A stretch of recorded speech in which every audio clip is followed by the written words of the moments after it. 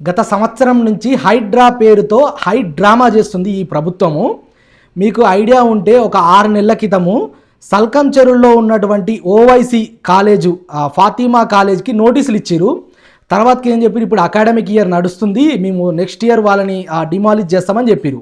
ఇప్పుడు ఏమంటున్నారు, మానవతా దృక్పథంతో మేము ఆ కాలేజీని కూల్చడం లేదు, అక్కడ ఫ్రీగా ఎడ్యుకేషన్ చెప్తారని ఇప్పుడు రంగనాథ్ గారు చెప్తున్నారు.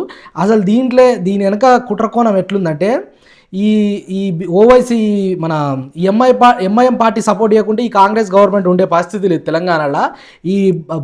వీళ్ళకి వెనక లోపాయకార ఒప్పందాలు చేసుకొని ఏదో అట్లా డ్రామాను నడుపుతున్నారు.